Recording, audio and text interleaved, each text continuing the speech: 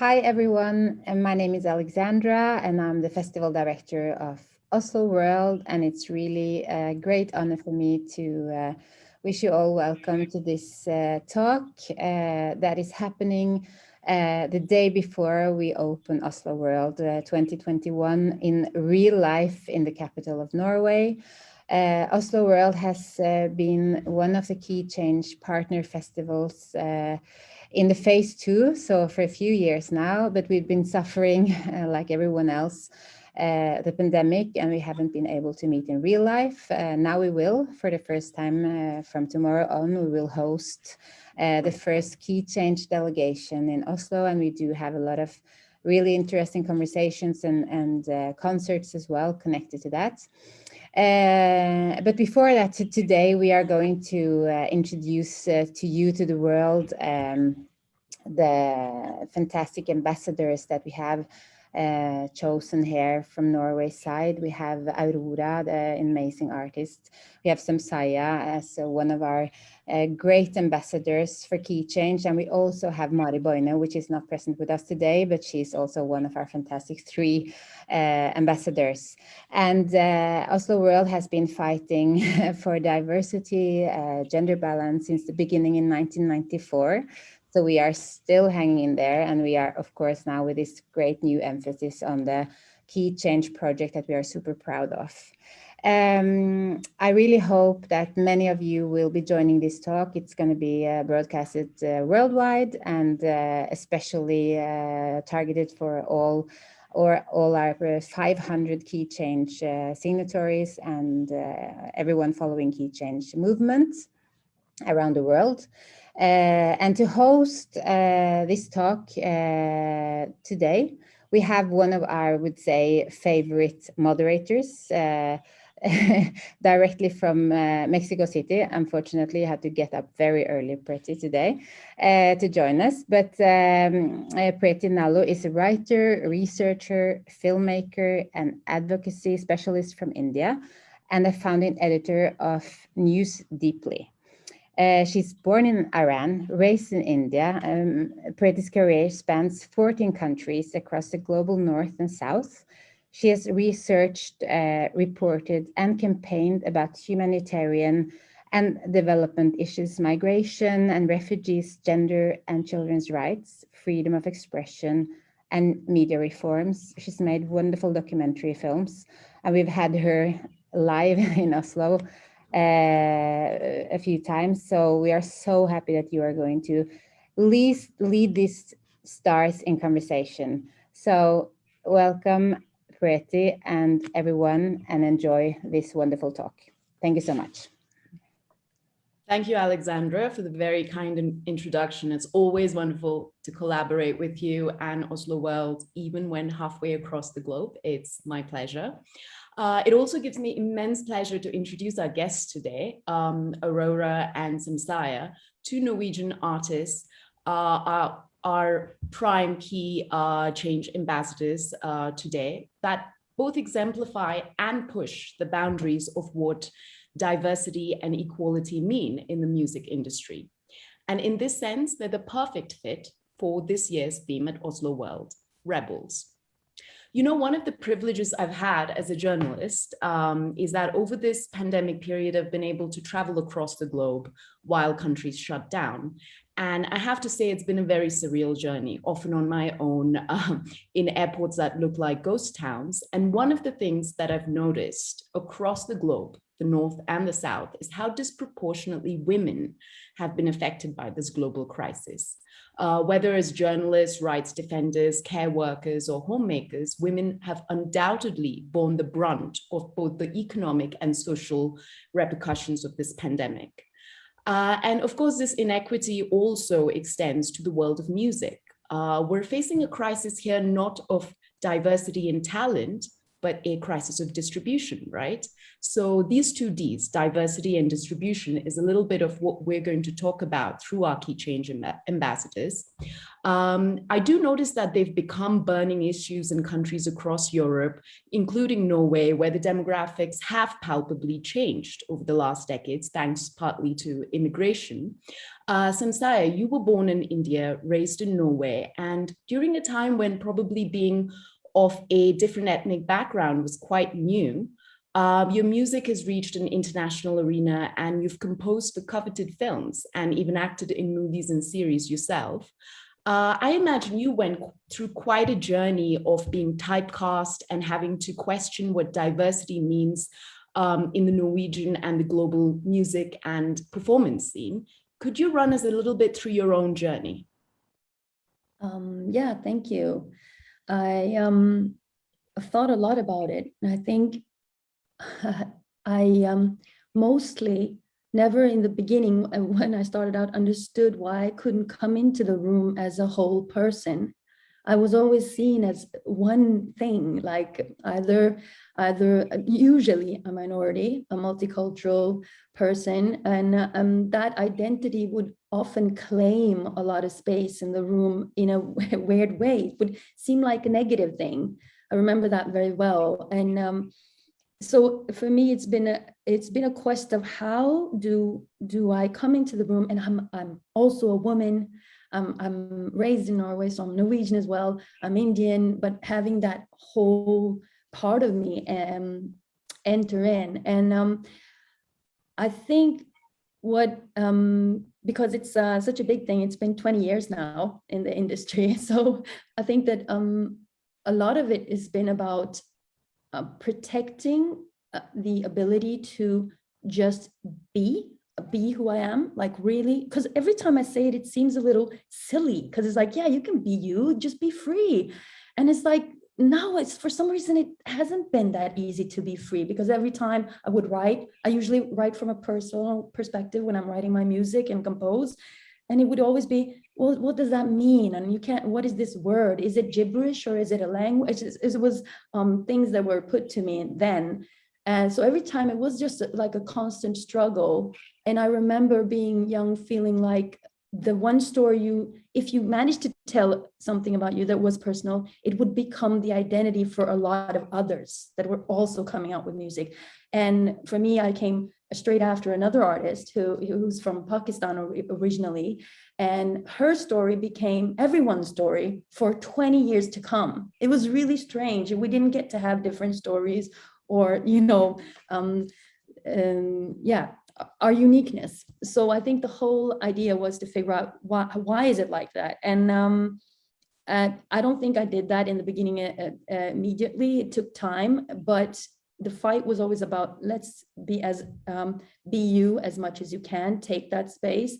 So I think I can speed up the story and say that after doing the traveling and doing a lot of movies and having these small fights and not understanding that they were quite traumatic in many ways, because it could be small things and it could be larger things, but it would affect you. And in the end, you kind of make a character of what you're trying to present, but you're not being able to be you at your fullest. And you at your fullest is quite amazing, right? When people get to be who they are, they paint better, they sing better, they perform better.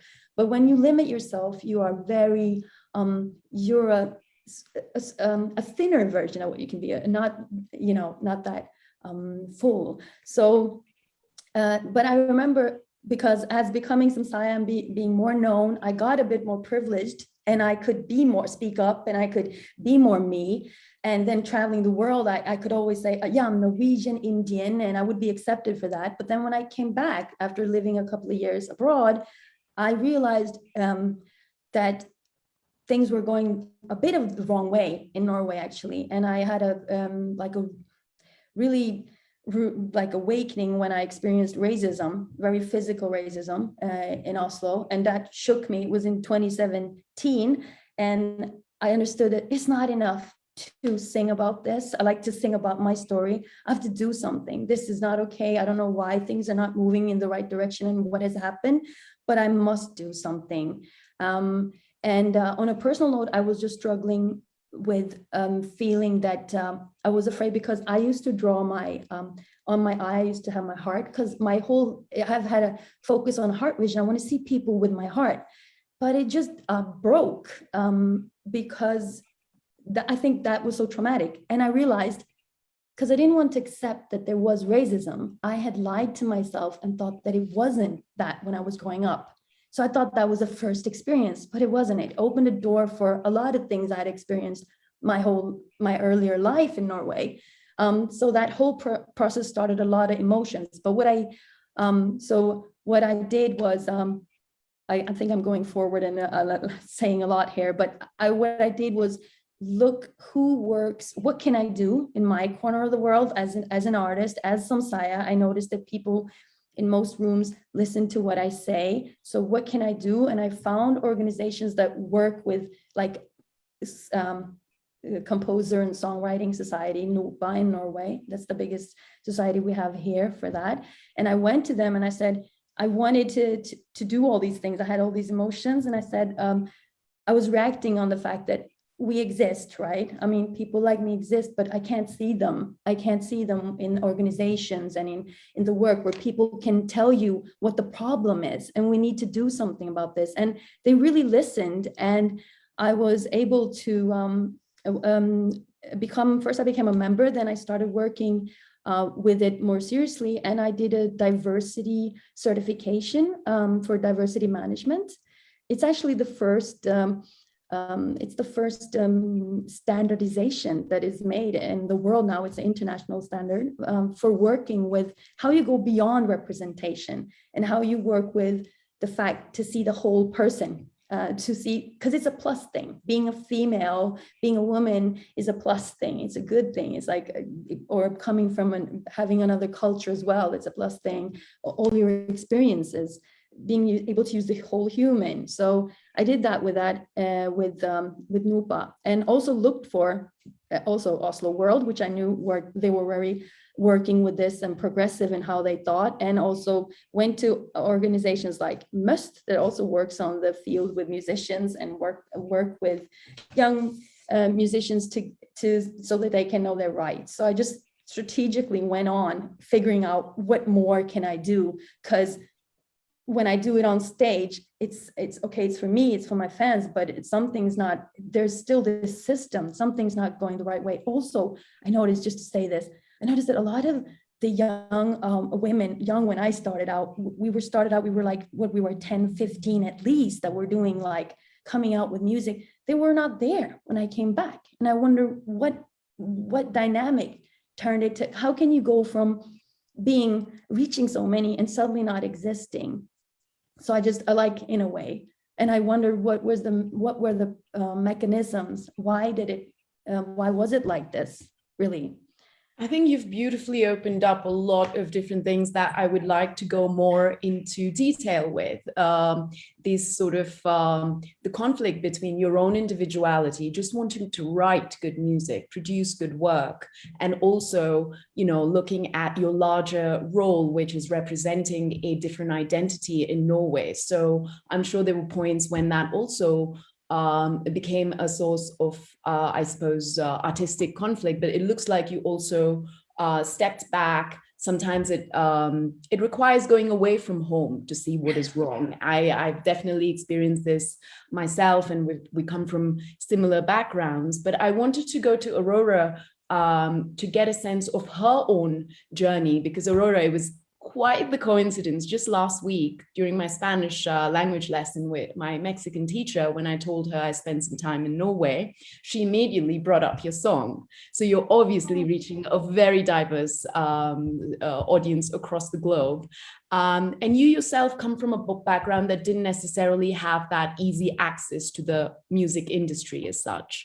And I imagine you had to break some barriers to get to an international arena where you've written, produced, and sung music in very different contexts.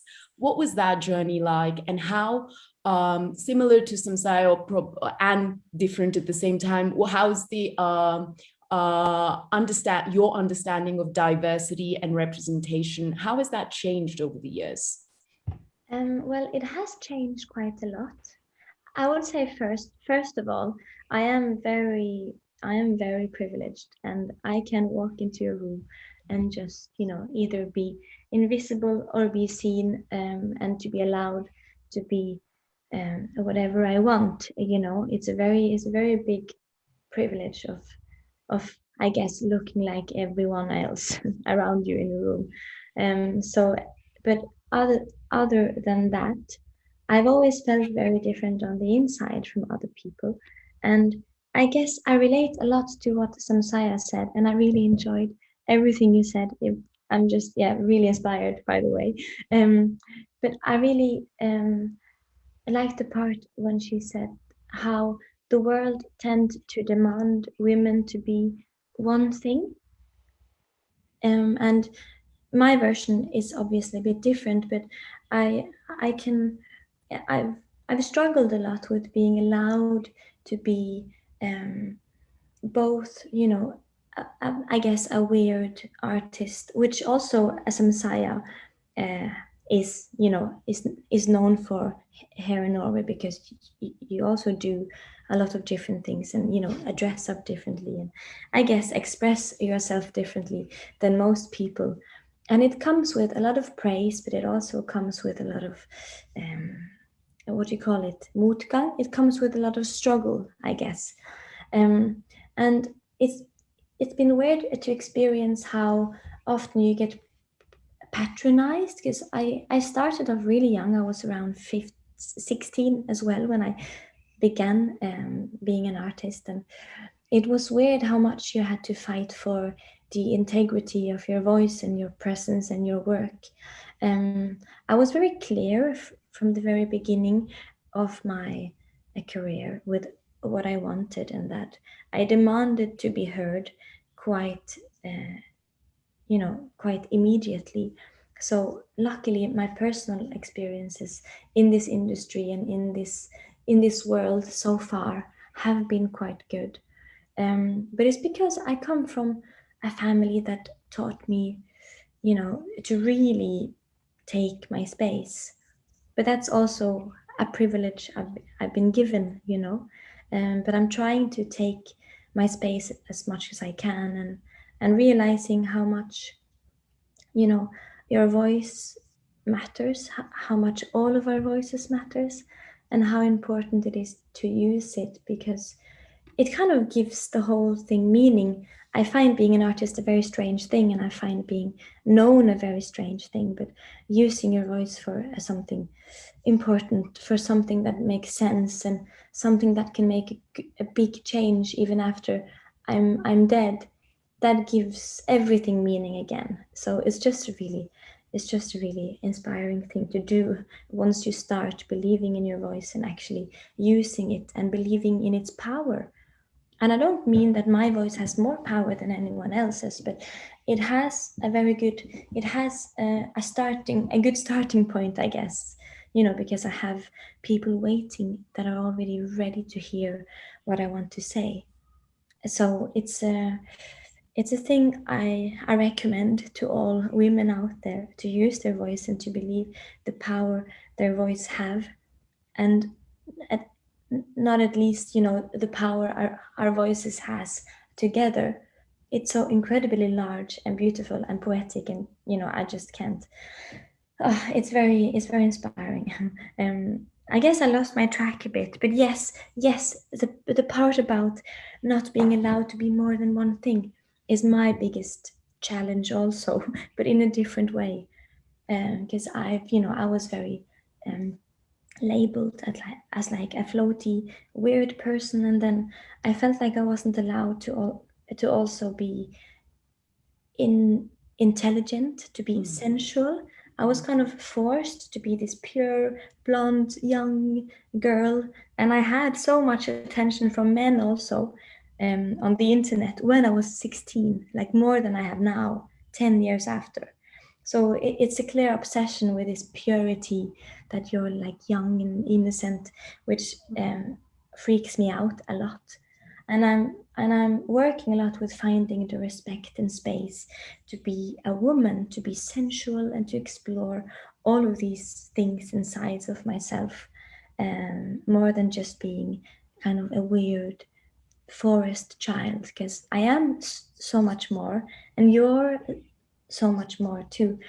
And that, I think, is the thing that frustrates me the most, how they want us to be one thing.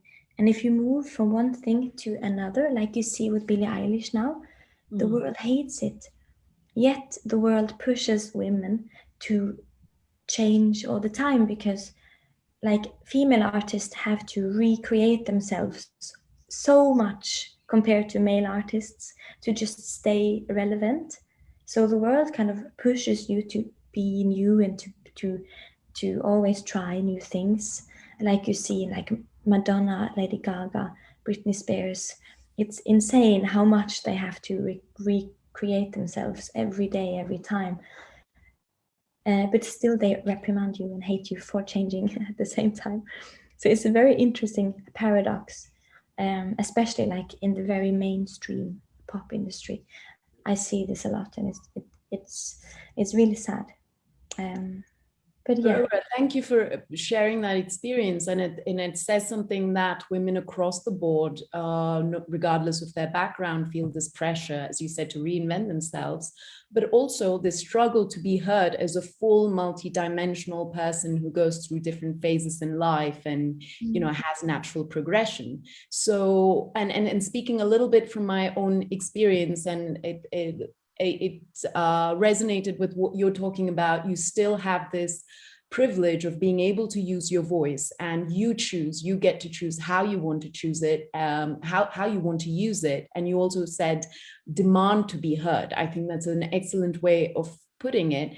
I felt fortunate to be able to cross these boundaries of gender, race, and representation, and in my small ways contribute or challenge the status quo in the field of journalism, for example, which is heavily dominated by a certain gender and certain race. Samsaya, you already talked about practical things that you've started doing in terms of propagating the message of others who are not being heard. And you said that you've even seen a regression. Can you talk a little bit about this regression, that you actually saw people disappearing from diverse backgrounds, disappearing from the scene? What might have caused this? And since you've become more active in creating this diversity, what have you noticed helps in practice to give voice to those who do not come from those privileged backgrounds? Okay, great questions. And I just want to say, Aurora, a lot of inspiring things you're touching upon. And it's very important to hear the young perspective that you're bringing about that awkwardness that you mentioned about when you were younger, and the attention you got for that. Like, oh, scary. But yeah, back to this questions.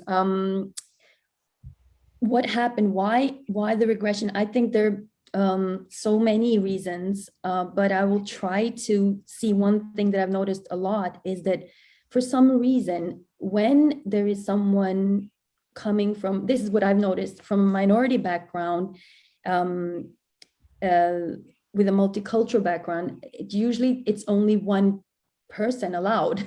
Somehow it's only one artist allowed. So in Norway, we had this thing, we would go and say, that's the soul voice. This is one soul artist. And then when that new artist came, it's like the other one that was there before just didn't exist anymore. In media, they just decided that we crown one. And I guess because I don't know why initially they felt it was like that, but it was happening again and again. And we were seeing that a lot. So the first thing was to not eradicate history, but keep the cultural history, like keep talking about building the community up, talking about each other. Like, because also when I remember starting out, people would, I think a lot of women experience this, is that we get pitched up against each other. Like, look at her, she's being so sexy, you can be more sexy, or, like silly things like this. When, again, like we were saying, Aurora, you don't get to have your identity. And I think basically, what was happening was that then also people get afraid of each other, and they don't communicate, and they have like this distance from each other, and then you can't help each other. So I think going from not being able to tell, like there were at least 20 other artists that had different type of perspective, but also were working through rap or R&B or soul music or rhythmical pop, or, you know, doing this, talking about it, to just actually also reaching out in the community and saying, let's build a community where we talk about each other, where we take there's a word I love so much, definisjonsmakt in Norwegian, like it, kind of owning your narrative, like talking about it, like saying, coming into the room and saying that, hey, I am, like Aurora was saying, just saying who you are, and then also talking about other artists and writing about them, talking about the quality they bring in, like everything about them, not care so much about what the media is saying, but kind of go in and say, hey, I'm going to write about this artist because, you know, I appreciate music, so I'm just going to write about this artist. And I think there were multiple things that have been going on now that has changed the situation, so that we get more narratives, we get different stories and perspectives, and we see that, no, it's wrong to just say this. Why are you calling this artist, for instance, a soul artist? Is it because of the color of the skin, or is it the sound of the artist? Because the sound, then I could call Aurora a soul artist as well. Why not? You know, like, in a way, it was really strange how some artists were labeled in a certain way. So I think just being very aware about this and talking out, especially because we have platforms, we can do that. We can address, like, when we see somebody writing about something, add what we want to say about them. And especially when we talk about women in tech industry, for instance, like women producing music, like a lot of times women are producing music, but we don't call them producers. For some reason, they're just called singers, for instance. But most of the artists I know, they usually write their music and they also produce much of that music. Maybe they have an engineer, maybe there's different things, but I often notice that there's a more sense of, I think, men easily can, like, they can say that they're producers, but females choose not to say it, or like women are not saying it that much. That's what these tendencies are there. So being aware of this and talking about it and addressing why we have the language we have, and creating community where we can discuss this more. And one thing we've done is we have a women of color community where we kind of get together and can talk about, because some messages are specific for some people and they need to talk about it because we're often taught that we can't. So I think having that space where we can talk about the experience we had in a certain situation can help us see, no, you're not wrong for feeling this, or you can do something about this, and look here, try this, or talk to this person. Because a lot of times I think, and this is really important, cooperation. We need to work more together. I think we've been working too much separately on a lot of things. And I think we need to work much more together, whether it's working with the difficulties we are experiencing, or whether it's like just talking, for instance, about music, like new talent. Yeah, so I think like, and also when we see people working with this in the field, ask them to cooperate with each other, because that's another thing I'm noticing. There's so many great organizations out here doing stuff and finding stuff. But if we don't share the statistics, if we don't share the knowledge, then we are kind of losing out. And I think we should share a lot more and, you know, compare and not be afraid, but be more like, I don't know everything, but look, I've noticed this. Can you help me with that? And why do you look at it like this? I mean, have more open language, because I think we already have too many borders in the world. This is not a place where we should work more on borders. If we've learned one thing with creation, it's that it should be free, like in the term that it should grow naturally. And I think we should do everything in our power to, you know, open up more.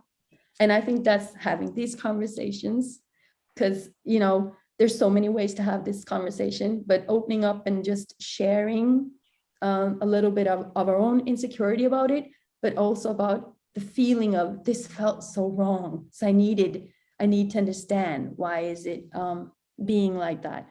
Oh my God, Didi, am I running away on this question? I'm not sure. No, actually, speaking of sharing, I can tell you that a parallel from the field of journalism or documentary filmmaking, I'm no longer surprised when people ask me, when I present a film and they say, who filmed it? As if I'm utterly incapable of carrying a camera and going to a dangerous place. Or when my, male colleague gets, sort of, I'm the director, but the male colleague gets attention. So these are everyday battles, and we do need to challenge them and question them, and put people on their spot so they don't make that mistake, which is very, embedded in a certain institutional patriarchal, way of looking at things. But you did touch upon community and collaboration. And actually, Aurora, I read a bit about how you started with quite a bit of success through social media, right? In the sense that through Facebook, your first songs got quite a bit of positive attention.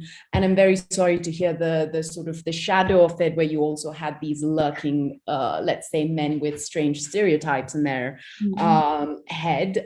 May they disappear very quickly.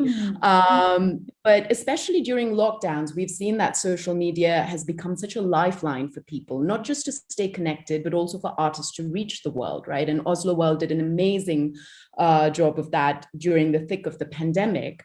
How would you say social media can do a better job of giving voice and platform to more diverse talent, individuals like yourself, for example, who did not have a label or a producer behind them when they started? Well, I think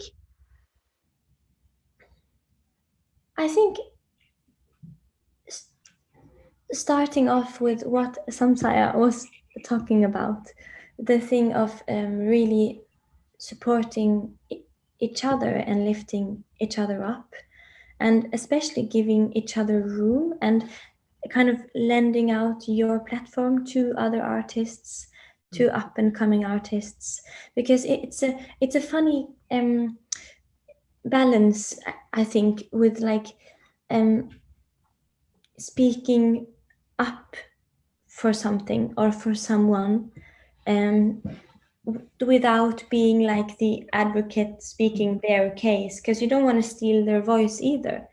And that's what I'm very aware, or like I'm trying to be as aware as I can of, like, just giving these, especially younger female artists and also women of color in the industry, giving kind of just space for them to speak without stealing their space, if that makes sense. It does. So, and I feel like social media, I wish platforms were better at giving these people, giving these women a place to use their voice and a place to be heard without speaking for them. Or I feel like that could be the most effective way. Like, if you have a privilege and if you have a voice, then use it, and also use it to lift up other artists. It's a very interesting balance to find, and I find it really inspiring, because I feel like all the wrongs and rights I've learned and done in my career so far, it all makes more sense too when you can kind of share your experience with these new artists and kind of use your strange knowledge of this strange thing being an artist is, because it is very inhuman at times. It's a very strange thing to do and to be, and there's a lot of pressure, and then all these walls you have to break down, or like labels you have to break out of. And for some of us, it's only that we're a bit weird, or only that we're a woman, or if we come from another culture. And some people have like 7 of these boxes to break out of, and it's just, I can't imagine how much strength and how exhausting it must be to just continuously have to fight just to simply be able to exist without anyone going, oh, I didn't know you. It's not flattering either when people are surprised that, oh, I didn't know that you could write, or you produce, or, oh yeah, the really beautiful, sensual, sexy artist, she's actually quite intelligent. We didn't know. And I just hate hearing these things, as you do all the time, because again, the biggest thing in the world is that you're only allowed to be one thing. But I think lifting each other up is a very important thing. And I feel like social media, there is just something wrong in the building bricks of social media, as the building bricks in this whole world we live in. We're built upon so many wrong things. And Norway also has so much work to do in so many areas. And I feel like something really drastic and big has to happen. And that's what I mean with uniting all our voices, as also as Samsaya talked about, how strong we can be together. And we forget that we can demand even like Instagram to change their algorithms, because it's obvious who they are supporting. You know, it's so obvious all the time in the whole world who is getting who has wind behind their backs and who hasn't, who has to walk against the wind all the time. And it's the same people who have always had wind in their backs. You know, I don't know if it's an English wording, but we say it in Norwegian. But it's just so boring and predictable how the world is still so deep in its own horrible footprints. And we get the illusion, I think, that things are so much better, but it's still there, but more in a hidden way, like a bully that bullies you all the time in small things, and you can't really even find an example to what was wrong, but you just know it's wrong in small things all the time or against you. And it's exhausting, and it must be exhausting. But I feel like there's a lot of work to do, and I don't really know where to begin. And I think it's overwhelming for young people today, because we realize how deep the problem lies, and all the problem lies, and it can be very overwhelming, and you know, you get just afraid of where to even begin. And I think that's what inspires me so much about you guys, and about hearing as Samsaya also now, but understanding that you have to kind of even just helping out another artist, even just using your voice in a community, helping the people around you, it has so much value. And in many years you've helped or been helped by, you know, you've connected with so many people, and every individual matters. And that's what I keep forgetting sometimes, because it's so overwhelming how much we have to fix in this world, if that makes sense. I don't know if I'm making sense. It's been a long time since Absolutely. I mean, it's really overwhelming. We do have more access to information than ever before, but it doesn't necessarily mean that we're getting the most diverse and well-distributed information, right? So I completely empathize with your feeling of being overwhelmed, but you touched upon something that's very important, which is lifting other people while not speaking for them, right? And this actually speaks to one of the themes that I had privilege of presenting in person at Oslo World 2 years ago, which is the core and the periphery, where the core is often a European capital, somebody based in the global north, while talent comes from parts of the world that represent a much larger chunk of the world's population, right? And yet treated as the periphery, the guest. How do we overcome this barrier has been my question, you know, all along, whether with music or information that we provide or the art that we produce. How can we become equal partners in this representation? So perhaps, I mean, Samsaya, you've had quite a bit of experience with your dual background, being from India, living in Norway, spending time in the US. How do you think festivals and platforms and labels can bridge this gap between the two? I think realizing, and this comes on an individual level first, realizing, being aware of your privileges, because we all have some privileges. So just, whether that's you have a little time, write a little list of the things that, like, do you have an iPhone? Do you have a computer? Where do you live? Do you live in a city or do you live far from a city? And I mean, there's this, I think there's online now actually a couple of good lists that you can check out. And Music Norway did one now. They have Døråpneren, it's called. They have like a privilege checklist. You can check through that.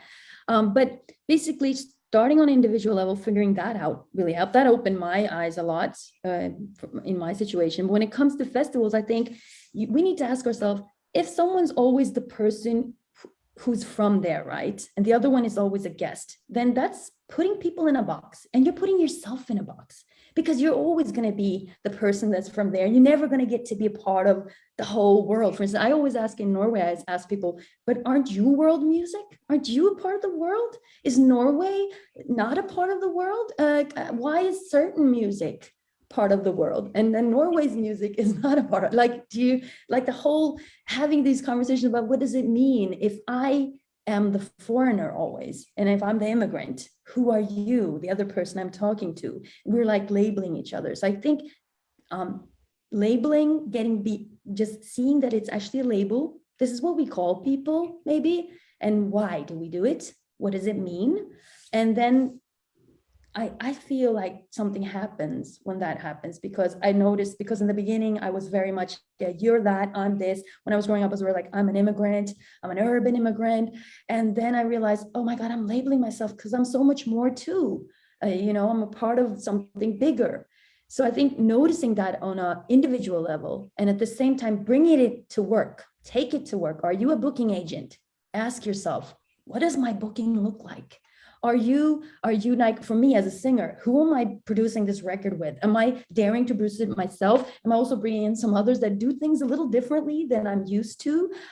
Also, for myself, I've asked myself, yeah, I want to sing in Hindi. I want to do more Hindi music. And I used to be ashamed of that. Now I feel almost hurt if I talk about it. But when I was younger, I would feel a little bit embarrassed. But why? It's like beautiful, and nobody should be. It's just it's richness. It's wealth to have this, and nobody should have to feel that. And I think just that inspires me to think that every day I can do that at work. I can change a little bit. And when I come in meetings, sometimes it's hard, but I also, what I go back with it is that I want somebody to come into the door, and when we say get to be human, get to be the full human they are, because I truly believe that the music industry and everyone on this planet, especially during COVID, I think it was an eye-opener for very many people. They were not able to do what they usually did. So they kind of woke up a bit about their situation. First, you get that whole downfall, and then suddenly you realize, wait a minute, what really matters here? And when we go into that zone, we start creating from a new, I think it's a new being, a new human. And I think I'm taking it to that level now, I'm going to say that, but the new human cooperates. The new human wants each other. They used to say Charles Darwin, I don't know if that they were saying about the theory we learned at school, like survival of the fittest, and maybe we learned it wrong, but I would just bring it back to survival of cooperation. We work together, we're going to survive this. Climate change, for instance. So there's so many global issues that I can't believe that we can continue in that, where we downsize ourselves, where we, in the sense of humanity, and where we keep separating. I think it's just not viable. It's not going to last. What's going to last is that we figure it out things together. We have these conversations. I love Oslo World for doing this, Keychange for working with this, because it's so important. And I want to say to everybody who, because I think a lot of people think, like, oh, I have to be a minority in some way, like a woman, or whether gender-based or like from a multicultural background. No, everyone has diversity in them. Everyone is a part of this. We can't do it on our own. We need each other. And we need the men also to work with us and see that they have all this diversity in them. And I think this is something we have to do together. So it's like, I think first individual level, then bringing it to work, taking it on the bus. And I'll just say, where I live here, neighborhood, I kind of decided to get into the board of the housing, what do you call it? Borettslag, we call it in Norwegian. And And I just thought, you know, we need to know each other, like the neighbors as well. I need to know people and not just say the Indians, the Norwegians, the Somali, you know, like, who are we talking to? Who, this is Miss and who is he? And, you know, and we've started doing that for a year now, and everything has changed. The mood has changed. And I had to start doing it myself. I couldn't just completely go around thinking all the time, everybody's so rude, you know, like, it had to happen on the individual level, and I had to bring it to work, and I had to bring it everywhere I go. So I think it's, in a way, it's really practical what we need to do. It's very something physical you can touch. You can do this. It's like when you hear somebody say something that you notice, this is not right, you know, just try speaking up a little bit. Doesn't have to be aggressive. It can just be, oh, what do you mean? I love this thing. What do you mean? What are you trying? Who are you? How, what does it mean? I often just ask, what does it mean? Because a lot of the times we figure out, oh, it didn't mean that at all. But they were using that word, and it's quite a racist word. And why were they using? They weren't racist, but they were doing something racistic. Like, I don't even know if it's the right way of saying it. You know, it's so funny. So we kind of, yeah. So just bringing it with us. Yeah. And sometimes it's about provoking thought rather than, you know, confrontations are always healthy, in my opinion, but sometimes it's even more powerful to provoke someone to think and to rethink how they use language, as you said. And I love how you said diversity is richness, it's abundance. So, hey, if we have one motivation towards achieving diversity, it's that we live richer experiences and richer lives. We know that we're a long way, as both of you said, to get to that in every sector, political leadership to music and art.